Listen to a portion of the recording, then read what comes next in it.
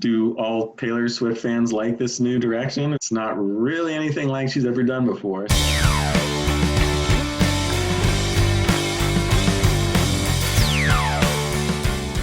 Hey everybody, welcome back to Listography. Jason and Joe here today, talking a little Taylor Swift. The guys that talk about classic rock discographies and pick their favorite records from every year in the 60s and 70s are probably not the most qualified people to do a Taylor Swift review, but that's what we're going to do. Cramser couldn't join us because he refuses to listen to Taylor Swift, and that's his decision, but I think, he needs to open his mind a little bit and get with the times. That's for sure.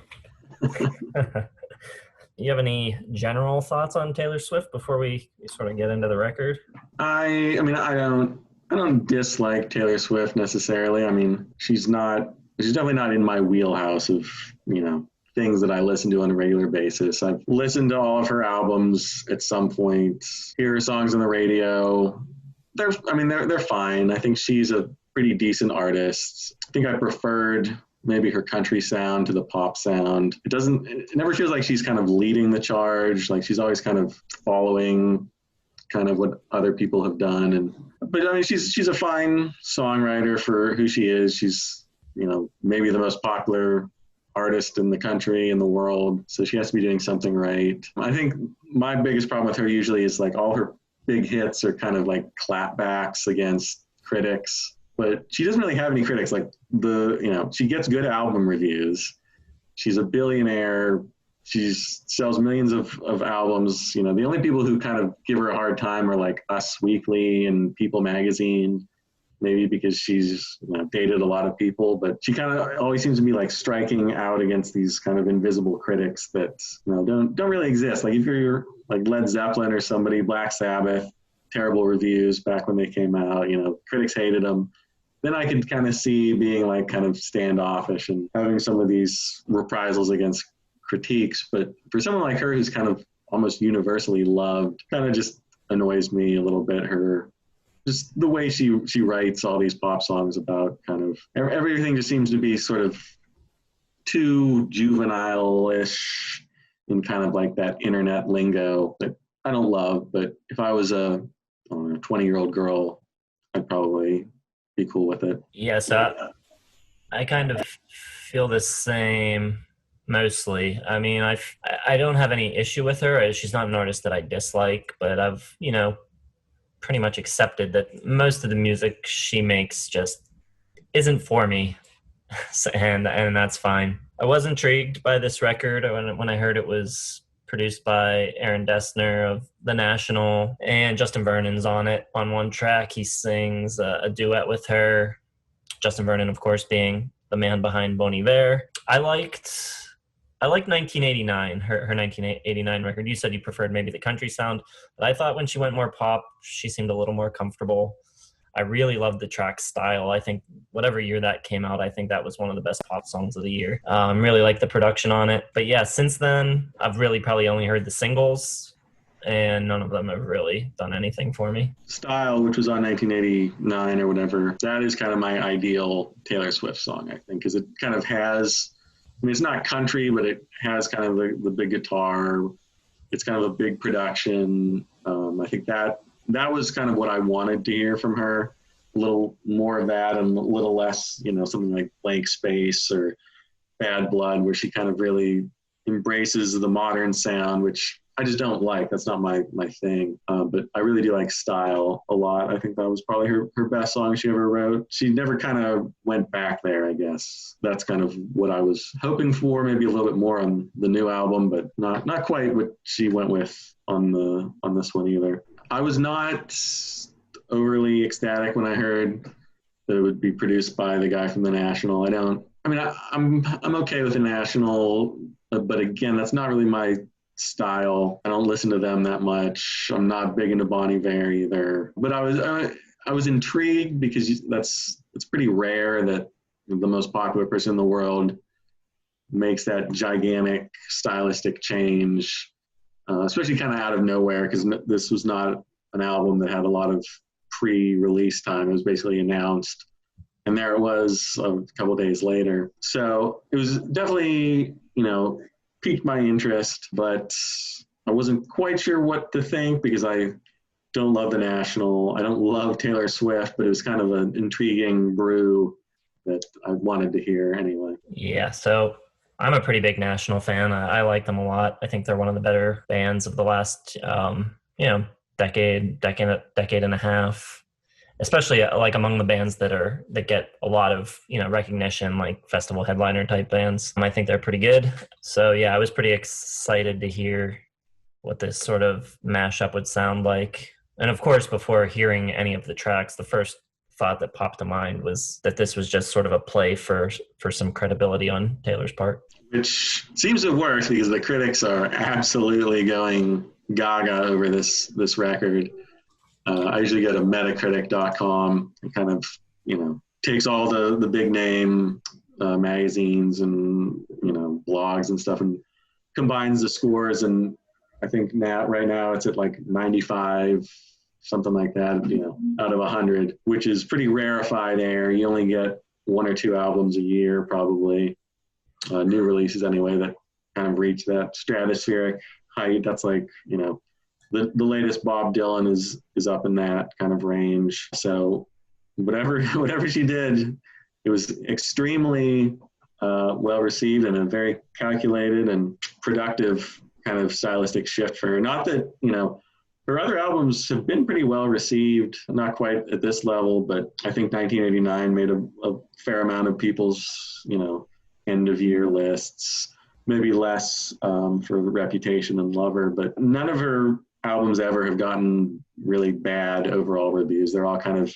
70 plus, 7 to 8, 4, 3.5 to 4 stars.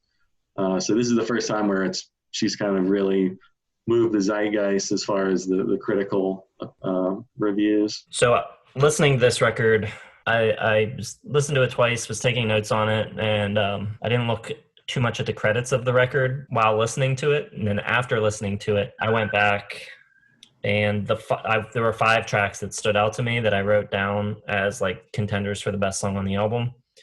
They are all 5 of the Jack Antonoff produced tracks. So that kind of tells you something. I like Aaron Dessner, and I think a lot of the production on this record is cool, but I don't think it's a fit with Taylor's songwriting, really. Yeah, I think I agree with you on that. It's just, if you're going to strip things down as much as he does, you really have to have some strong kind of music and singing, vocals, songwriting to kind of compensate for that kind of lack of anything going on, because it's very kind of tinkly piano for the most part. So you're really kind of counting on Taylor Swift to really carry this thing. And I think she can in some cases, but feels like there's something missing on a lot of the tracks. Some, a lot of them seem to kind of like just end without ever going anywhere. There's no build up. There's no kind of release. It's just kind of very steady kind of, and then ends. 3 minutes of just sort of her, ruminating on relationships and whatever else she's talking about. But I just feel like there's something missing on some of Dessner's tracks that I think Antonoff, a little bit more out of her. I think he gets a little more instrumentation, a little bit more kind of in her wheelhouse. Dessner probably just stripped it down too much, and there just wasn't enough from Taylor, I think, to really carry the song and make it interesting. Yeah, I think I agree with that. A lot of the issues I have with this record and with Taylor Swift in general come down to her melody writing and the way she writes. It's not her lyrics so much, but more the melodies. She uses a lot of these kind of like modern pop kind of tricks of like repeating syllables and having very sort of rhythmic cadences to the way she sings, which is just a personal taste thing. And I don't like that very much at all. She does it on the first track, the one, and even the first line of the song is I'm on some new shit, which immediately I'm like, this is not anything I really want to listen to. Another song, which is actually one of the better songs on the record, one of the Antonov tracks, My Tears Ricochet, but the verse melody, it really reminds me a lot of like an Imagine Dragons song. I like the chorus a lot. I think it's pretty well produced and a pretty good song, but there's things like that vocally throughout the record that bother me. Yeah, I mean, I don't think she's that great of a singer to begin with. So again, just kind of isolating it down to just the essence of Taylor Swift, that just doesn't quite work for me. I do like Seven a lot, and actually I like Mad Woman a lot. And then the Antonoff stuff, I know that there's 3 songs in this album that are all kind of sung about the same thing from 3 different points of view. And she sings the one, Betty, from a guy's point of view, which is kind of cool. I like that sort of stylistic choice to do that 3 ways. I kind of like Mirror Ball as well. My Tears Ricochet is pretty good. I don't really like the duet with Bon Iver that much. I don't think it brings much to the table. And when the songs kind of pick up a little bit, when there's a little more energy, I seem to like them more. You know, there's a harmonica on Betty, which, you know, maybe a little bit more of that instead of just the piano takes so much precedence that it's almost the only thing on the album. You know, there's just not enough kind of little flourishes and touches for me to kind of elevate the songs past Taylor Swift's songwriting. Yeah, I think she could have gone in 2 different directions to make this better. I think she could have gone really kind of like back to the 1989 type of production, really big pop. A lot of the songs that were produced by Jack Antonoff are really good, and they're just missing like a really strong like beat. A lot of the percussion on it's just kind of like tapped out, like very soft, and it's not mixed very loud. I think if you put in some like really big drums on there and made them loud, they would be pretty banging pop songs on a record like that. Yeah, I agree. The record starts pretty poorly. Like I said, the one, not a great opener.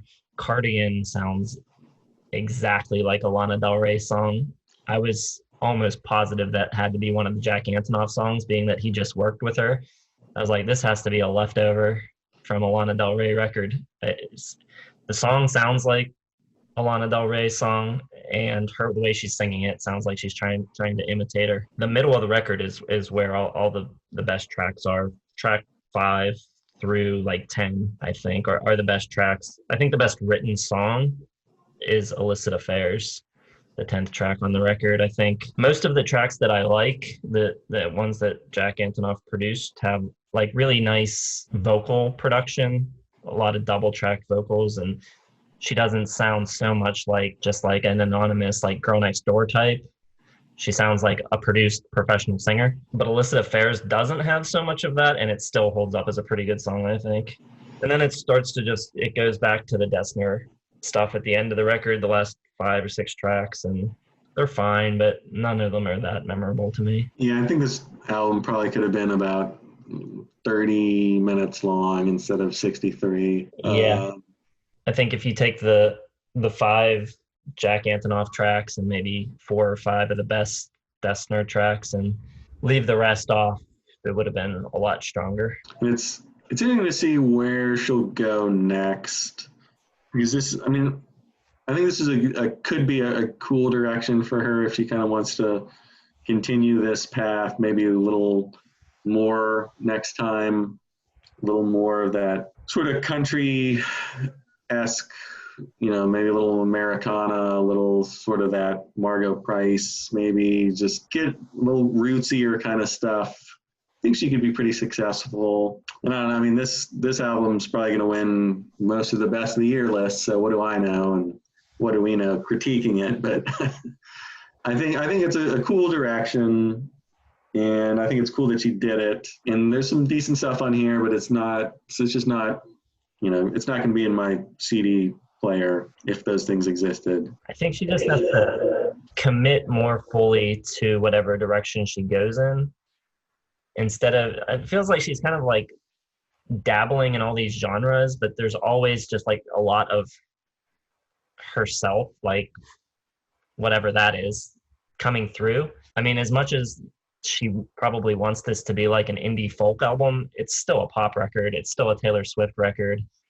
And I feel like if she went deeper into a particular sound, I think she could be more successful. Yeah, I think that's a good way to put it. There's always that Taylor Swiftiness that kind of shines through, and that's always kind of going to be a turn off as far as what I want to listen to. I think the best tracks, like on Style, you kind of forget that she's sort of this pop super icon that, in the tabloids and everything else, and kind of can really kind of hear her music without hearing her like super personality that really kind of always shines through on, her big pop songs in the past 10 years, like Blank Space and Me. It's really hard to kind of separate the music from Taylor Swift, the person. Yeah, I guess that's probably not the critique that anyone would want to hear, is